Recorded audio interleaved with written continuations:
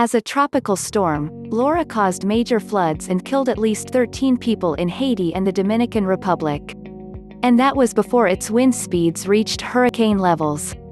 Laura strengthened to hurricane status on Tuesday, and it's a big one, as images from space show.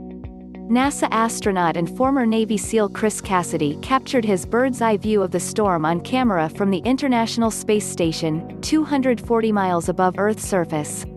Hurricane Laura's sustained wind speeds are hovering at 75 miles per hour, but they're expected to pick up as the storm crosses the warm waters of the Gulf. Meteorologists expect Laura to make landfall near the Louisiana-Texas border by Thursday, potentially as a major hurricane Category 3 or above. The storm's current speed and trajectory suggest its landfall will be far more destructive than that of Tropical Storm Marco, which made a fairly subdued landfall in Louisiana on Monday. Meteorologist Eric Holthaus said in a tweet on Sunday that Laura poses a potentially catastrophic threat to the Texas and Louisiana coast. Meanwhile, hurricane scientist Eric Blake said Tuesday that Laura is giving him the tingles, but not in a good way. Hurricane Laura is the 13th named storm in this year's Atlantic hurricane season, which the National Oceanic and Atmospheric Administration forecasted to be extremely active.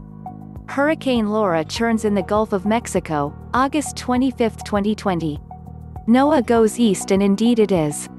Storms are named in alphabetical order based on when they form, and nearly every named storm this year has been the earliest on record with that starting letter.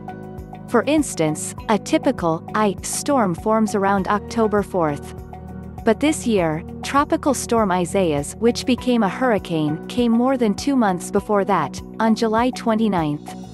The National Hurricane Center doesn't even offer an average date for storms whose names start with L, because they so rarely occur at all. A typical season has about 12 named storms, 6 of which become hurricanes. In addition to the 13 named storms that have already formed, NOAA has predicted the season will see 6 to 12 additional named storms before it comes to an end in November. If the season winds up at the upper edge of that forecast, with 25 named storms, it would be eclipsed only by the 2005 season, which had 27. Hurricanes are increasing in intensity due to climate change, and they are expected to grow even stronger and more frequent as the planet continues to warm.